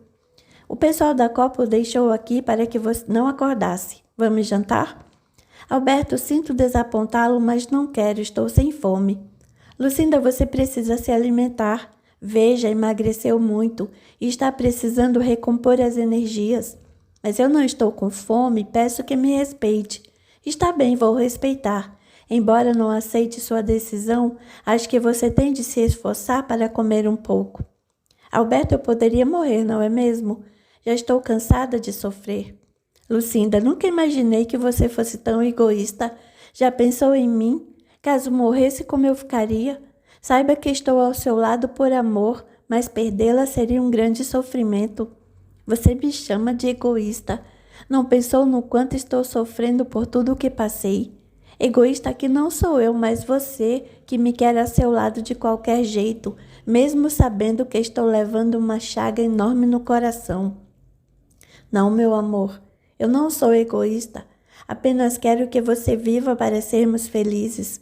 Sei que é uma dor muito grande, mas farei de tudo para amenizá-la. Pagarei bons psicólogos, enfim, farei tudo mesmo. Lucinda, vendo o desespero de Alberto, começou a chorar. Nesse instante, eles ouviram as batidas leves na porta. Foi Alberto que prontamente se levantou e foi atender. Ficou feliz por ver Isabel e Alfredo e, sorrindo, falou: Que bom que vieram. Lucinda está dizendo bobagens e me deixando desesperado. Isabel, com um sorriso, disse: Olá, minha filha, como está passando? Fisicamente estou bem, mas emocionalmente eu estou destruída. Nunca pensei que fosse passar por tudo o que passei. Bem, minha filha, por que não tenta esquecer o que houve e começa a reagir? Lembre-se, somos o que pensamos. Se você continuar a se colocar na posição de vítima, será pior. O que disse? Colocar-me na posição de vítima? Saiba que eu realmente fui a vítima e é normal me sentir da maneira que estou me sentindo. Alfredo interveio dizendo: Bem, fico feliz em saber que fisicamente você está bem. Amanhã vou lhe dar alta e poderá voltar para casa. Obrigado, doutor Alfredo. Esse clima de hospital faz com que eu me sinta pior. Dona Isabel, a senhora me disse que estou me colocando na posição de vítima. Pode me explicar melhor? Sim. Sei que esse desgaste emocional pelo qual passou é muito difícil. Por esse motivo, você vai precisar seguir 3 passos importantes: disciplina, determinação e coragem para enfrentar os problemas. Mas como assim? Não estou entendendo. Eu sofri abusos sexuais e fui vítima de grande monstruosidade. Isso está me fazendo ter pesadelos. Bem, minha filha, compreendo que não deve estar sendo fácil, mas o que eu quero que você entenda é que ficar remoendo o mesmo assunto só vai lhe fazer sofrer. É muito comum, quando sofremos, ficarmos pensando no assunto. mas esses pensamentos só fazem a dor aumentar. Mas reflita bem. Quando agimos assim, colocamos como vítimas e o outro como algoz. Esse sentimento nos faz pensar que somos vítimas das circunstâncias e que não merecíamos isso e que seria melhor se tivéssemos morrido. Já pensou dessa maneira? Sim. Sofro desde que minha mãe morreu. Sofri muito com meu pai, nas mãos de Ronaldo. Como não me colocar como vítima? Se você se coloca como vítima, você será. Ninguém poderá ajudá-la, minha filha. Não posso saber o que está sentindo, mas sei em que está pensando. Ao fazer um retrospecto da sua vida, se enxerga como coitadinha e pensa que somente a morte vai lhe fazer bem. Saiba que as coisas não são assim não, vamos por partes. A Terra não é um lugar de delícias, onde todos chegam para ser plenamente felizes. Pelo contrário, aqui é um lugar de expiação e provas, de modo que todos que vêm até este planeta estão sujeitos à dor e ao sofrimento. Mas quando damos muita importância à dor, ela tende a aumentar significativamente. Portanto, é comum nos colocarmos na posição de vítima, crer que sofremos injustamente, que nunca fizemos mal a ninguém e que teremos de carregar o fardo da vida até quando Deus quiser. Acaso não é assim? Se enxergarmos nossos sofrimentos do ângulo correto, veremos que tudo está certo como está e que teremos de aprender algumas qualidades como paciência e resignação. Temos de entender que tudo o que nos acontece serve para nossa evolução espiritual. Mas eu nunca fiz mal nenhum a ninguém, pelo contrário, sempre fui vítima das pessoas que cruzaram meu caminho, começando por meu pai e depois por Ronaldo. Minha vida foi só sofrimento. Digamos que você realmente nunca tenha feito mal algum a ninguém, mas já parou para pensar nas vidas pretéritas? Porque justamente essas pessoas ficaram perto de você. Então a senhora quer me dizer que essas pessoas já estiveram comigo em outras vidas? E que outra explicação teríamos? Se formos observar bem, o acaso não existe e o nosso sofrimento nunca é sem merecimento. Então a senhora está me dizendo que eu mereci passar por tudo isso? Minha filha, há duas maneiras de aprendermos, pelo amor ou pela dor. Infelizmente, nosso espírito ainda está em período de aprendizagem, de modo que o sofrimento nos faz crescer. Se muitas vezes experimentamos o sofrimento, é para que cresçamos, para que nosso espírito evolua. Afinal, é para evoluirmos que estamos aqui na Terra. Você nunca ouviu falar que a Terra é uma escola? Lucinda não respondeu. Ficou pensando nas coisas que Isabel dizia. Depois de alguns segundos, ela continuou.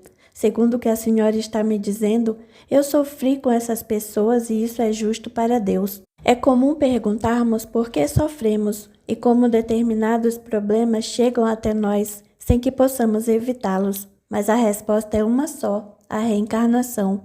Quando não encontramos respostas nesta existência, encontraremos em uma anterior. O que nos faz pensar é: será que as pessoas que achamos que nos prejudicam já não foram nossas vítimas no passado? É muito fácil acharmos que não merecemos, que não fizemos nada nesta existência e, finalmente, nos colocarmos na posição de vítimas. Muitas vezes, quando o sofrimento nos bate à porta, achamos injusto e colocamos a culpa nos outros, menos em nós. Sabemos que não temos as lembranças das outras existências, mas é nosso dever aprender a ser resignados e sinceros para conosco mesmo, pois só assim aprenderemos que nada acontece por acaso e que ninguém faz parte da nossa vida por mera casualidade. Por tudo isso, minha filha, quando achamos que somos inocentes, temos de analisar tudo muito bem, pois assim não nos sentiremos vítimas. Sempre existirá algo que fizemos que nos prejudica no momento atual. Isso serve para amadurecermos. Aí entra uma lei imutável de Deus, a lei de causa e efeito. Para cada ato, um efeito diferente. Pense da maneira seguinte: seja o que for que eu tenha feito no passado, isso está refletindo em minha vida agora. Você jamais poderá sentir ódio pelos que a prejudicaram, como seu pai, Ronaldo e outros. Tenha o mesmo pensamento do Cristo. Devemos perdoar para sermos perdoados. Somente quando perdoamos conseguimos nos livrar dos laços que nos prendem àqueles que nos prejudicaram. Mas como é que eu posso perdoar aqueles que me prejudicaram, tanto como meu pai e Ronaldo? Eles fizeram da minha vida um mar de tormentas. Minha filha, para que você entenda, vou lhe contar uma história.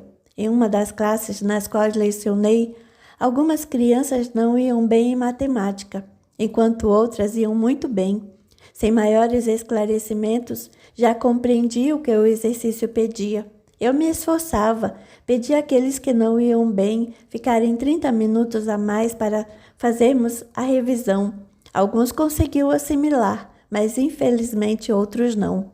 Por mais que fizessem os exercícios em casa, quando chegavam na prova tiravam notas baixas.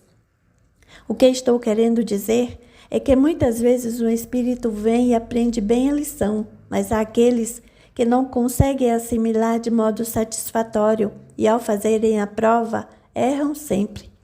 Acontece a mesma coisa quando os espíritos chegam à Terra. Alguns aprendem rápido, outros têm dificuldades e, quando chegam às provações, geralmente erram. Da mesma forma que eu jamais poderia perder a paciência com os alunos que apresentavam dificuldades, nós hoje, na grande classe da vida, não devemos perder a paciência com nossos companheiros de jornada, porque eles, por mais que passem pela prova, nem sempre conseguem bons resultados. Devemos evitar criticá-los, temos de perdoá-los, sentir por eles o amor cristão que o próprio Jesus nos ensinou, sempre compreendendo que eles fizeram aquilo que estava ao seu alcance. Portanto, minha filha, em vez de ficar remoendo o que lhe aconteceu, procure perdoar. Eles vão aprender, mas talvez leve mais alguns anos. Façamos a nossa parte, perdoemos para que nos sintamos perdoados por Deus. E quanto àqueles que nada podem fazer de diferente, tenhamos para eles o amor fraternal que perdoa todas as coisas. Se começar a pensar dessa maneira, verá que logo suas dores já não vão lhe incomodar mais. Lucinda, com lágrimas nos olhos, disse comovida: Obrigada, Dona Isabel, por me fazer entender que enquanto eu pensar em Ronaldo e em meu pai com rancor, continuarei sofrendo. Isso mesmo. Perdoe e deixe o passado para trás. Lembre-se, resignadamente, de que nada acontece sem a permissão de Deus e que tudo está certo da maneira como está. Alberto, que ouvia a conversa calado, ficou surpreso ao ver como Isabel era uma mulher lúcida, conseguindo até chegar ao coração de Lucinda. Bem, disse Alfredo, acho que Alberto já conversou com você, que a partir de amanhã teremos uma nova hóspede em nossa casa. Obrigado por se preocuparem comigo, mas não vejo razão para incomodá-los. Acho melhor voltar para minha casa, afinal, tenho algumas costuras para entregar. Alberto, vendo o embaraço de Lucinda, completou: Não seja por isso. Na casa da senhora tem espaço para uma máquina de costura, Dona Isabel? Claro. Afinal, o que mais temos naquela casa é espaço. Pode levar a máquina. Assim, Lucinda volta a trabalhar o quanto antes, pois o mal só encontra espaço em cabeça vazia. Mas eu não quero incomodar. Em minha casa, sempre minhas freguesas que entram e saem. Isso talvez lhe aborreça. Não se preocupe, minha filha, disse Alfredo sorrindo. Há um quarto nos fundos, onde você poderá trabalhar tranquilamente e receber quem quiser.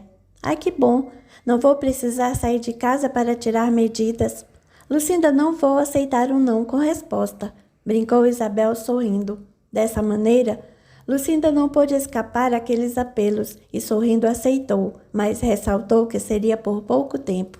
Alberto estava feliz pelo fato de Lucinda ficar na casa de Alfredo. Ele poderia voltar para São Paulo despreocupado.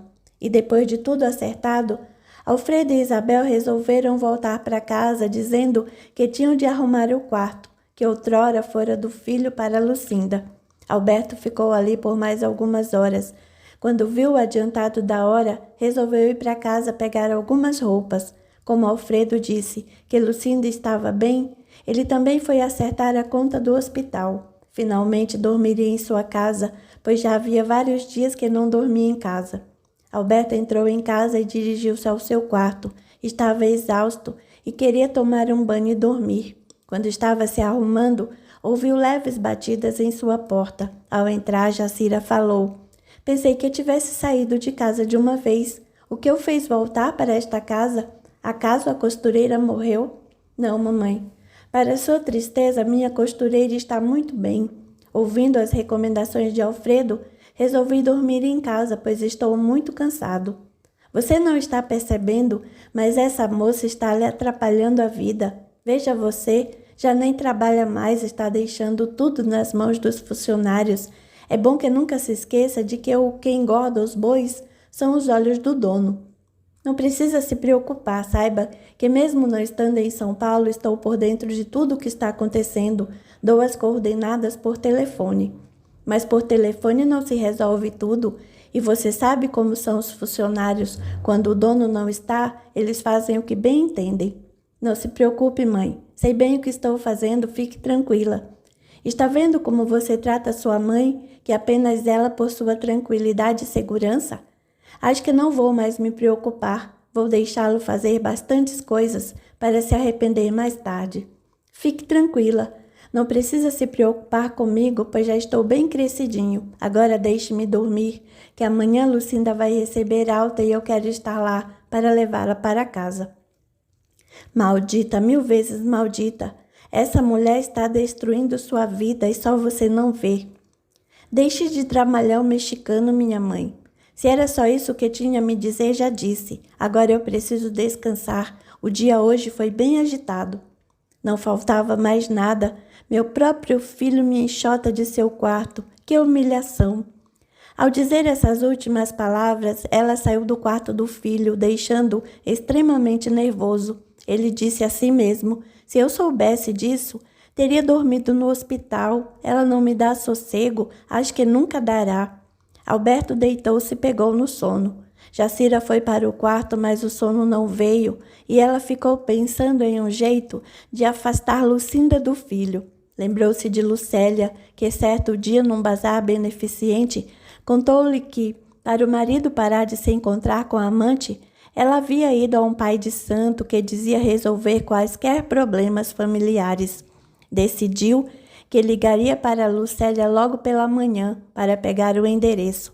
Enquanto pensava, não viu que 2 entidades que estavam ali fazer companhia sorriam satisfeitas. Dessa maneira, não demorou a pegar no sono, pois não via a hora de chegar o dia seguinte para ligar para a amiga. Ao clarear o dia, ela se levantou e perguntou a Rita se Alberto já havia se levantado. Sem saber o que dizer, falou que não o havia visto naquela manhã. Jacira resolveu ir até a garagem para ver se o carro dele estava lá, e como não estava, não foi difícil deduzir que ele havia saído sem tomar café. Pai João: está vendo o mal que aquela interesseira está fazendo ao meu filho? Antes ele não saía sem me dar um beijo, agora sai até mesmo sem tomar café. Preciso tirar essa intrusa de nossa vida de uma vez por todas. Voltou à copa para tomar seu café, mas como estava irritada, engoliu apenas uma xícara de café preto. Foi para o quarto, ia ligar para Lucélia, mas quando olhou para o relógio da cabeceira da cama, viu que eram apenas 8h15 da manhã. Decidiu que ligaria mais tarde. Depois de 1h30, fez a ligação. Alô? Gostaria de falar com a dona da casa? Diga-lhe que é Jacira de Almeida Prado. Vou chamá-la. Após alguns minutos, Lucélia atendeu o telefone. Alô? Aqui é ela quem está falando. Bom dia, Lucélia. Como vai? Tudo bem? Tudo ótimo. E você? Bem, para falar a verdade, estou com problemas e gostaria de obter a sua ajuda. E em que posso ajudá-la, Jacira? Fico envergonhada de lhe dizer. Gostaria que viesse até minha casa para conversarmos. Assim posso lhe explicar o que está acontecendo. Muito bem, posso ir agora? Estou com um compromisso marcado à tarde. Para mim está ótimo. Transcorrida mais de 1 hora, Lucélia finalmente chegou à casa de Jacira, que já estava impaciente.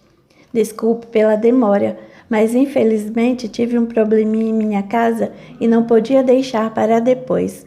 Não se preocupe.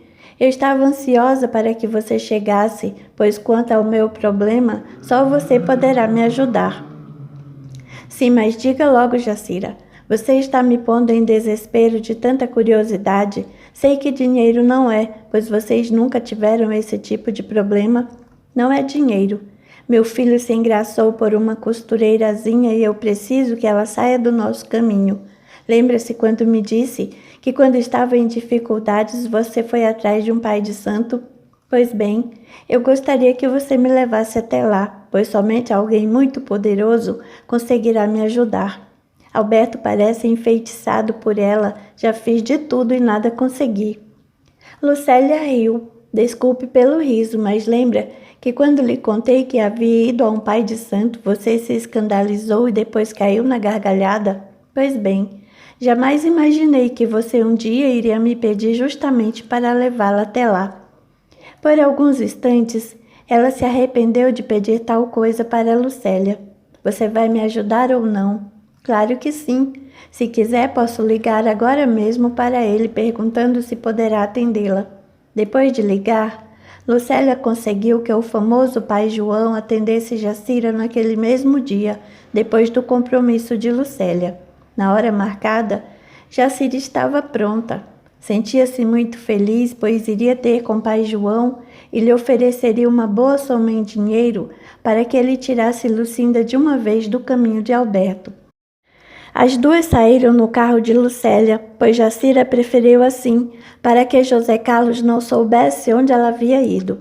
Depois de andarem por mais de meia hora, chegaram a uma vila muito pobre, onde as águas das casas escorriam pelas ruas de terra, formando pequenas fendas de lama. O lugar era fétido e as crianças que brincavam na rua davam a impressão de ser subnutridas. Que lugar feio! Como que esse pai João consegue viver aqui? Se ele vive aqui, é para ajudar a quem precisa. Saiba que ele ganha muito bem pelos trabalhos realizados. Jacira, controle-se. Está certo que o lugar aqui não é nada agradável, mas você não ficará aqui mais do que o tempo necessário. Vamos até a casa de pai João. Depois que ele nos atender, vamos embora. Eu também não gosto deste lugar, mas muitas vezes temos de engolir o nosso orgulho para atingirmos nossos objetivos. Ao chegarem à pequena casa, Lucélia bateu e um menino de aproximadamente 12 anos as atendeu. Estava sem camisa e sujo. Jacira estava espantada, não somente com a pobreza do lugar, mas principalmente com a falta de higiene dos moradores. Por favor, gostaria de falar com o pai João. Ele já está me esperando. Diga que é Lucélia Guzmão. O menino correu para o interior do casebre e poucos minutos depois voltou correndo ao portão e disse: Está bem, entre. Pai João está esperando a senhora.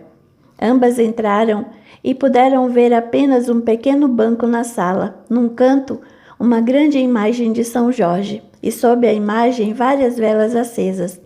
O mau cheiro causava náuseas. Um pano vermelho dividia o pequeno ambiente.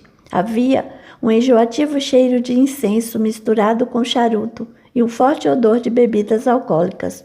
Jacira pensou: como alguém pode cheirar a cachaça uma hora dessas? Não sei onde estava com a cabeça quando pedi para a Lucélia me trazer aqui. Isso é pior que a pocilga do nosso sítio, ou melhor, os porcos são mais cheirosos que esse tipo de gente. Caminhando, chegaram na antessala onde pai João estava. Um rapaz com pouco mais de 20 anos que usava muitos colares. Sorrindo, ele disse: Dona Lucélia, pai João está esperando-a. Desculpe, mas hoje quem veio para ser atendida é minha amiga, que está precisando dos serviços dele. Então entre. Jacira, não estando nem um pouco à vontade com o ambiente, entrou um tanto temerosa, e ao entrar viu um altar. O rapaz foi logo dizendo: Este é um congá, portanto, curve-se diante dele. Jacira obedeceu-lhe e fez um gesto leve, abaixando a cabeça. Olhando logo abaixo do altar, viu um homem que aparentava ter mais de 50 anos que lhe disse: A senhora está precisando dos meus serviços? Sim, disse Jacira vagarosamente. Estou precisando de ajuda. Quero que o senhor afaste uma interesseira da vida do meu filho, pois ele está tão cego que não vê que ela quer apenas o dinheiro dele. Eu sei porque a senhora veio até aqui. Está mentindo. A moça não é interesseira, ela gosta do seu filho e ele dela, mas a senhora está fazendo de tudo para atrapalhar a união dos dois. mas farei o que o Senhor quiser para conseguir libertar meu filho das garras dessa moça. Ela não tem classe, muito menos nome para se casar com ele. Bem, a senhora está pensando que está falando com pai João, mas não está. Tudo o que é pedido para nós tem um preço. Nada do que é feito sai de graça. Posso separar os dois, mas a senhora vai ter de pagar. Eu pago o preço que for. Quero meu filho de volta, portanto, coloque o preço que eu faço o cheque. Se o senhor não aceitar o cheque, posso ir ao banco e pegar o que me pede. A entidade começou a rir e, dando uma baforada no cachimbo, tomou um gole da cachaça e cuspiu. Sorriu e disse: Vejo que a senhora não tem ideia de quem eu seja, não é mesmo? Sou um espírito e, para mim, o seu dinheiro não tem valor. Trate com o meu cavalo, pois ele vai orientá-la. De repente, pai João abriu os olhos, levantou a cabeça e disse: Muito bem, minha senhora. Vejo que conversou com meu guia, e ele disse para a senhora acertar o preço do trabalho comigo. Sim, fiquei com um pouco de medo. Não tenha medo, pois meu guia trabalha nas duas linhas, tanto na esquerda como na direita, e hoje é dia de direita, fique tranquila. Logo que começaram a falar de dinheiro, Jacira pensou que estava caindo no conto do vigário e disse que não tinha certeza se iria fazer o trabalho, pois aquilo para ela estava cheirando a charlatanismo. Ela pensou que não deveria cair naquela armadilha, pois nunca fora influenciável. Lucélia aplaudiu um trambiqueiro ao pensar que ele havia solucionado o problema dela, mas certamente seu problema teria se resolvido com ou sem a ajuda do médium. O homem, ao olhar para Jacira, disse com voz pastosa: Meu guia está ressentido com a senhora, pois está duvidando dele. Saiba que o problema da sua amiga foi ele quem resolveu, porque se ela não tivesse feito nada, estaria sem marido e sem nada. Jacira olhou para o homem abismado e sentiu um arrepio percorrer-lhe a espinha. Ficou sem palavras, sentindo-se descoberta. Sendo assim, ela tentou consertar, dizendo: Sei que fui errada, mas por favor ajude-me. A única coisa que quero é que meu filho seja feliz. Está bem, o guia está dizendo que vai ajudá-la, mas para isso, a senhora terá de fazer um trabalho para a moça que a senhora quer afastar. E isso fica muito caro. Não se preocupe com dinheiro, eu pago o que for necessário para tirar aquela pistoleira de nossa vida. E assim o médium pediu uma alta soma em dinheiro para realizar o trabalho. Jacira, pedindo licença, foi ter com Lucélia. Minha amiga, preciso que me leve ao banco. Tenho de pegar dinheiro para o pai João fazer o trabalho. Ah, é? Pensei que não iria voltar aqui nunca mais.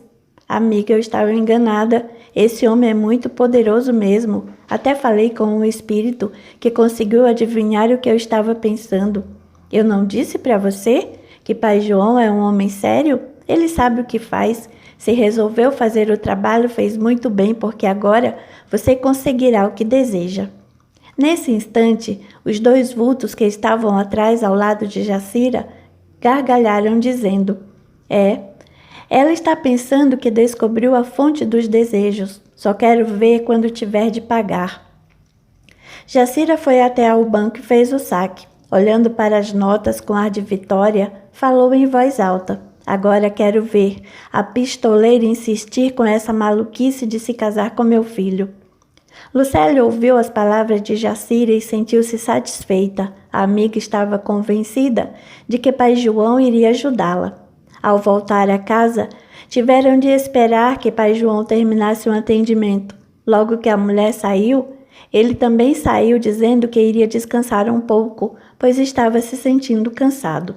Jacira ficou contrariada ao saber que teria de esperar, pois seu desejo era sair dali o mais rápido possível. Tudo ali parecia sujo e isso a deixava desgostosa. Pois bem, o senhor vai descansar e eu vou esperar no carro. Preciso conversar com Lucélia sobre alguns assuntos que estão acontecendo. Faça como quiser. Preciso de alguns minutos para me restabelecer. Ao dizer essas palavras, o homem foi em direção a um corredor, deixando-as paradas na pequenina sala. Jacira e Lucélia saíram e foram até o carro. Jacira começou a falar incontidamente. O que esse pobretão está pensando? Está parecendo o médico que faz os pacientes esperar sua vontade. Jacira, não diga bobagens. Pai João foi descansar, também pudera. Ele atendeu você e outra pessoa na manhã de hoje. Mas não posso ficar aqui esperando ele descansar. Antes de sair, eu disse que iria buscar o dinheiro e que logo voltaria. Ele atendeu mais pessoas porque quis e eu não tenho nada com isso. Ademais, este homem, apesar de ser pobre, pareceu-me um tanto orgulhoso. Aposto que fez isso de propósito, somente porque eu duvidei dele e o guia o sufocou. Jacira, deixe de reclamar. Você não quer resolver de uma vez por todas seu problema? Pois então, dê graças a Deus por achar alguém que poderá ajudá-la. Eu sei, mas nem por isso eu tenho de esperar todo esse tempo. Não estou pedindo esmolas, estou pagando caro e, afinal de contas, estou pagando muito bem para fazer umas rezas. Jacira, você é impossível. Acaso não sabe que os espíritos tudo veem e tudo sabem? Você não acha que ao entrar lá dentro, ele não estará sabendo de tudo que você está falando? Deixe de fazer exigências. Saiba que aqui não somos nós quem mandamos, e sim eles, os espíritos. Portanto, seja mais humilde, porque se acaso o Pai João decidir que não vai ajudá-la, eu nada poderei fazer. Depois de mais de 20 minutos, o mesmo menino que viera atendê-las no portão se aproximou do carro de Lucélia, dizendo: Pai João está esperando a senhora lá dentro. Acho melhor não demorar. Ele não gosta de esperar. Ah, ele não gosta de esperar, não é? Mas adora deixar os outros esperando. Quanta petulância! Disse Jacira inconformada. As duas mulheres saíram do carro e novamente voltaram a casa. Ao entrarem, esperaram na improvisada antessala e depois de mais de 10 minutos, Pai João mandou que Jacira entrasse. Diante dele, ela ainda estava contrariada pelo fato de ter ficado esperando por mais de 30 minutos. Queria sair dali o quanto antes e pensava em tomar um bom banho ao chegar em casa, pois estava se sentindo suja. Minha senhora, acho que não vou poder fazer o trabalho. Meu guia me contou tudo o que a senhora estava falando à sua amiga. Para nós, o pior tipo de gente é aquele que se acha bem mais que os outros e, além disso, não compreende, apenas acusa. Mas eu não fiz nada disso. Estou com um pouco de pressa. Tenho de coordenar o almoço, pois meu filho vai estar presente hoje.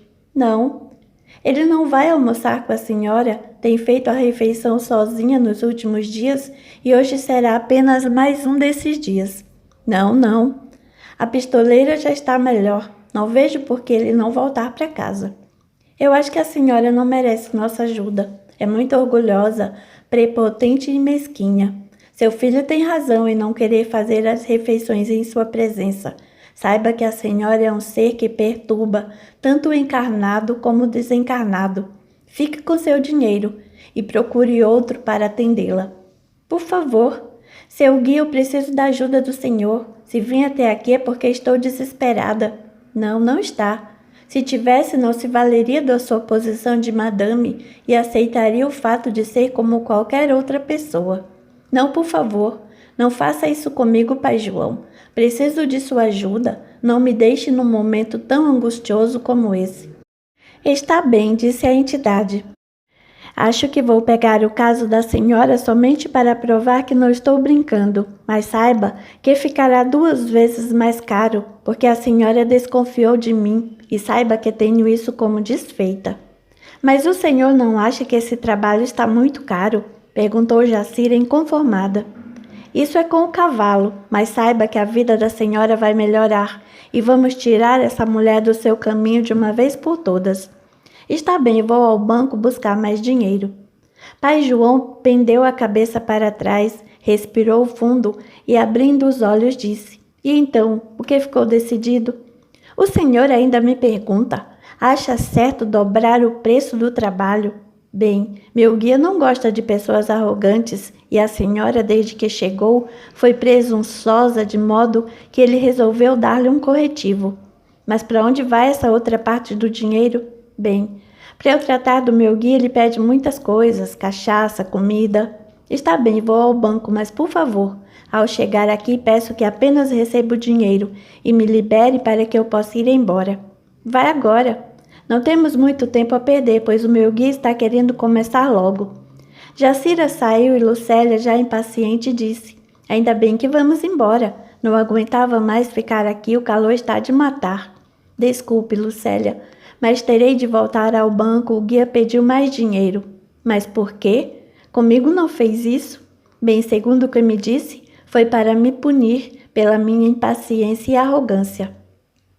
Jacira, você tem de entender uma coisa. Aqui não é um clube ou o melhor restaurante da cidade onde podemos desfrutar de luxo.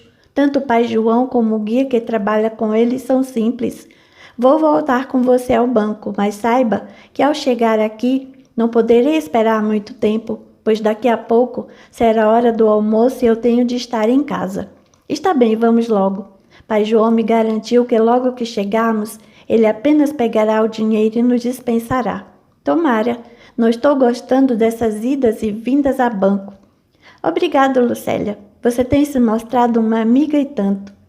Conversando animadamente, as duas chegaram ao banco. Norberto, o gerente, vendo-a, disse: A senhora vai falir nosso banco, se continuar tirando dinheiro assim. Brincou o homem, bajulando ao melhor cliente. Não seja exagerado, não tenho tanto dinheiro assim. Bem, venha, vou atendê-la pessoalmente. Jacira e Lucélia sentaram-se diante daquele homem elegante que estava usando um perfume que o diferenciava dos demais. A senhora vai fazer novo saque? Sim. Depois de alguns minutos, as duas mulheres saíram do banco. Não perceberam um carro que estava estacionado em frente, com 4 homens, que desceram fortemente armados e puxaram Jacira e Lucélia para trás, impedindo-as de sair. Era um assalto. Os 2 assaltantes gritavam desesperados: Assalto! Levantem as mãos e passem todo o dinheiro. O outro assaltante ficou tentando conter os guardas de segurança, enquanto os outros 2 roubavam os clientes. Jacira, que até então estava pálida como cera, caída perto de um vaso de folhagens, ficou prestando atenção em tudo, sem acreditar que aquilo realmente estava acontecendo com ela. Um dos assaltantes aproximou-se de Lucélia e mandou que ela abrisse a bolsa. Como não costumava andar com dinheiro, ele mandou que ela tirasse os anéis, um colar e o relógio. O outro se aproximou de Jacira gritando: Abre a bolsa, tia, anda! Não estou brincando. Se não der o que tem, vai levar uma bala na cabeça e lamentar por não ter cooperado. Jacira, trêmula, abriu a bolsa e tirou todo o dinheiro que havia sacado minutos antes. Deu os anéis, os brincos e a pulseira de brilhante que havia ganhado do marido em um dos seus aniversários de casamento. Depois que os bandidos foram embora, o gerente passou mal. Uma moça que havia levado uma coronhada na cabeça estava sangrando. Um aposentado que estava na fila do banco sofreu um infarte. Chamado o resgate, todos foram encaminhados para o hospital. Lucélia estava tão trêmula que mal conseguia se suster nas próprias pernas. Um dos guardas foi até ela e Lucélia ofereceu-lhes água. Jacira recusou, pois sabia que em pouco tempo os jornalistas estariam ali para fazer a matéria do dia. Passado alguns minutos, Jacira olhou para Lucélia e pediu: Vamos embora, antes que venham alguns dos repórteres do jornal e tirem foto de nós aqui. O que vou dizer a Alberto sobre o fato de estar no banco? Você, sempre você, disse Lucélia irritada, pois se não tivesse ultrajado o guia de pai João, não teríamos passado por isso. Quanta humilhação! Eu não tive culpa de o banco ser assaltado justamente na hora em que estávamos saindo. Foi uma infeliz coincidência. E agora o que vai fazer? Vou pedir um último favor. Vou até a casa de pai João e contarei a ele o porquê de eu não levar o dinheiro e avisá-lo de que levarei em outra ocasião. Ao chegar ao bairro, Jacira se arrependeu ferozmente pelo fato de ter ido na conversa de Lucélia, que sempre lhe parecera lunática. Entrou na casa. Ao chegar ali, viu que pai João estava com a cabeça baixa e, em poucos instantes, começou a gargalhar e a dizer: Está vendo o que acontece com quem desconfia de mim? Eu disse que a punição sempre vem, que isso sirva de lição. Comigo você não é melhor do que ninguém. Jacira estranhou o fato de a entidade a estar chamando de você, pois nas 2 vezes anteriores a tratara de senhora. Atônita com aquelas palavras, ela perguntou: então já sabe de tudo o que aconteceu? Cadê o dinheiro? Cadê a pulseira que estava enfeitando seu braço? Olha, está sem brincos. E assim continuou a gargalhar. Gaguejando, Jacira olhou para a figura de pai João e disse: por favor, perdoe-me. Sei que não fui humilde, jamais farei isso novamente. Pai João, de cabeça baixa, continuou falando: acho que agora você aprendeu a lição. Ninguém deve brincar comigo ou desfazer de mim. Não tolero esse tipo de coisas. Se fizer novamente, vai se arrepender. Bem, hoje não foi possível que eu trouxesse o restante do dinheiro. Quando poderei trazer? Não precisa trazer nada. Só fiz tudo isso para lhe mostrar que não estou aqui para brincar. Logo depois, o médium pendeu a cabeça para trás, respirou fundo e abriu os olhos. Jacira, percebendo que era novamente pai João, disse com voz chorosa: fui assaltada no banco onde estava. Conversei com seu guia e ele me disse que não preciso mais trazer o dinheiro. Queria apenas me castigar. Bem, dona Jacira, vou lhe dizer uma coisa. Nunca duvide ou brinque com meu guia. Ele é justo e, quando precisa, ensina por meios duros. Aprendi a lição, mas agora precisamos voltar para casa. Ainda estamos muito nervosas. Lucélia mal está conseguindo dirigir o carro. Fique calma, agora está tudo bem. A senhora vai ver. O importante é que a senhora aprendeu. E quando terei de voltar aqui? Bem, não precisa voltar, se não quiser. Apenas observe o que vai acontecer em poucos dias. Ao entrar no carro, Jacira ainda estava trêmula, com lágrimas nos olhos, contou à amiga tudo o que havia conversado com o guia do pai João. A amiga apenas respondeu: bem feito. Sua falta de fé me causou um enorme prejuízo. O que vou dizer ao meu marido sobre o roubo das joias? Não se preocupe, faça as contas do prejuízo que eu pago. Agora seja mais rápida. Preciso voltar para casa e ver se Alberto já voltou, afinal, já estamos passando da hora do almoço. E se ele estiver lá, vai me crivar de perguntas.